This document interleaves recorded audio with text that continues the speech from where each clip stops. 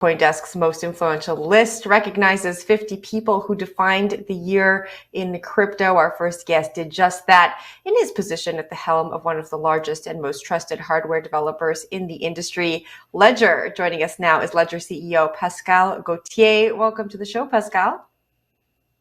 Thank you for having me. Of course. Thanks for being here. Now we're going to talk about Ledger, all of its developments over the past year in just a moment, but we got to get your reaction to the markets. What do you make of Bitcoin slipping to $42,000 from last week's yearly high? I appreciate you guys asking me this question every time. My answer is always the same. Ledger is a security company. We don't look at the price. We focus on security and ease of use. That's our mission for the market, and that's regardless of the price. Price action up and down doesn't mean anything for us. Security is all that matters for Ledger. Pascal, we're going to continue asking you the questions. So we appreciate your candor, and you can keep coming back. All right, let's talk about Ledger. Ledger Recover was one of the big stories this year. There was a little bit of a controversy around the product earlier this year, but it did launch in October. Talk to us about the decisions that you made from that controversy that led you to launching in October. Did you make any changes with PR marketing? What are the kinds of conversations you were having internally? Sure, that's a great question. Look, when there is a controversy like this, you, as a CEO and as a company, you have to decipher, the good from the bad feedback. And there was a lot of good feedback that we've taken in consideration. And typically this is why we delayed the launch from sort of April, May, that it was supposed to be at the beginning till when we actually launched like a few weeks ago. And the main feedback that we've taken in consideration is to make, Ledger much more open source, and typically to make Ledger Recover open source. People were asking for open source in terms of, not so much in terms of security, because open source doesn't give you more security, but more in terms of transparency. There were questions around the security of Ledger Recover, around what Ledger Recover could do, and to bring it to the market open source with a way to answer these fair questions. And then there was some feedback that was not so good. It's just FUD, and the problem that we have in this market right now, and we need to find a solution around that, is to limit the FUD, like the fear that people are trying to promote around crypto, because that's just bad for mass adoption. The more we spread fear on the social networks based on nothing, it's not a good thing for the evolution of crypto. And so for us, it was a decision to ignore what was just pure fear, and sort of educate the market on what security is, and this is our role. We're the top security company in the space, and so we have to do more education for sure, and also to respond positively to the fair and constructive feedback. And so this has been a process internally, and it was sure that we were going to launch the product, but also when it's good and constructive feedback, you have to take it in consideration. So stepping back, how many units have you sold of this? Of Ledger Recover? Yeah. Yeah, so we're in the process of launching the product, and typically Ledger... So it's not launched. No, it is launched, when you launch a service, it's a step-by-step process. Like, you have to, sure, you have to plug it, it works, you have to... It's been out for a while. I mean, you have sales numbers. So what do they look like? I mean, how and what's been your cost, your margins here, your cost of acquisitions for this? Yeah, I appreciate all your questions, but it's typically, we don't dwell into these details. Like, we're a private company, and so therefore we only communicate on one number, which is a number of devices that we've sold since inception of Ledger. That's 6.5 million. The rest is private concerns. What I can tell you is the service is, but Recover itself, separate product, right? It's its own thing. How has that been doing numbers wise? If you have 6.5 million, what percent of that is Recover? Yeah, we never discussed like details of like the different business units that we have. So the only answer I can give you on this is between the PR nightmare that we went through and the actual launch of the product, it's night and day. Okay, so the product is actually doing pretty good. We will in time communicate to how well it's doing. We're in the process of launching the product, and so there are several steps. Right now, there is the product is at maturity, but in terms of marketing, CRM, etc., we're launching everything, and the reception is pretty good. What we are looking at, so to answer like a bit your question a bit more directly, what we're looking at is the attach rate of Ledger Recover for new users. So when you buy a device and you attach Ledger Recovery, it's a percentage, and we're looking at this.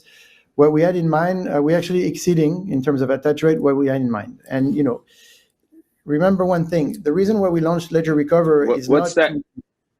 that? What's that rate though? I'm not going to give you a percentage. I gotta ask. If I don't ask, I'm not doing my job. Of course, and I give you the answer. I cannot give you the answer. This is more relevant than the price action, of course. For sure. No, I agree. But so the percentage is good, and we will communicate. So we'll do another show, and I'll give you all the numbers. But right now, we're building this. The attach rate is very good. But what it shows is that this product was not sort of designed for the original gangsters of crypto. And we knew that. We would never launch this product thinking the original gangsters of crypto actually need this. The product is needed actually for new users and for the wave that is going to come in terms of bull market and the next 200 million of users that want to be in self-custody but don't want to deal with their 24 words. So the attach rate being very good is actually a good sign for what's coming.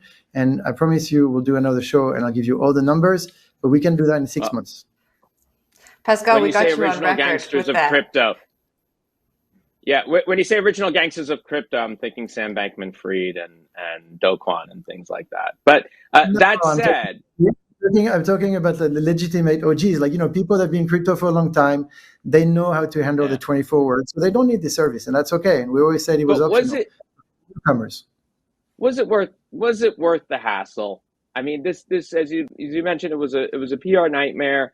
The reason I'm asking about units sold and added on, etc., is if it was a kind of like a small business, it's kind of an extra add-on, nice to have sort of thing, but it created more of a backlash. At what point do you go, you know what, it wasn't worth it?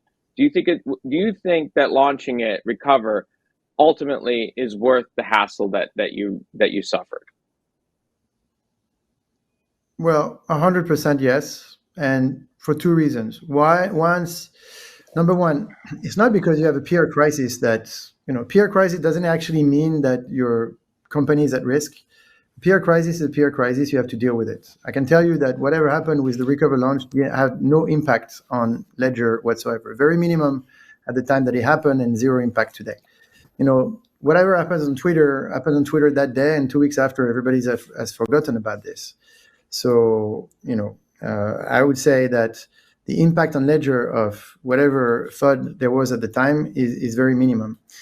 And I think, when we make a decision, and, Ledger is a company that wants to lead, when we make a decision, we think about the decision before we make it, and then we go for it. And so for us, it was never a question to go to market with something and then second guess ourselves after we hit the market with it. Adapt it, and the story that I tell you, and making sure it was more open source. Of course, that's okay, and delay the launch is perfectly acceptable, but we don't second guess ourselves. Lastly, I would say that in the market right now, there are many new players that are coming in, and they're coming in with like some form of Ledger Recover. If you do self-custody, you have to understand that to keep the 24 words on a piece of paper or on a metal plate, that's not future-proof. And so, however you're gonna try to solve the problem, you need to come up with something. We came up with Ledger Recover. The future will tell us whether it was a good idea or not, but it's certainly not a problem for our business today. The business is doing really well, and since the market's recovered a little bit, the business of Ledger is doing extremely well. And we'll have the chat again in 6 months, and I'll tell you how Recover has been successful. But I can already tell you that I think the conversation we're gonna have in 6 months is very positive for Ledger.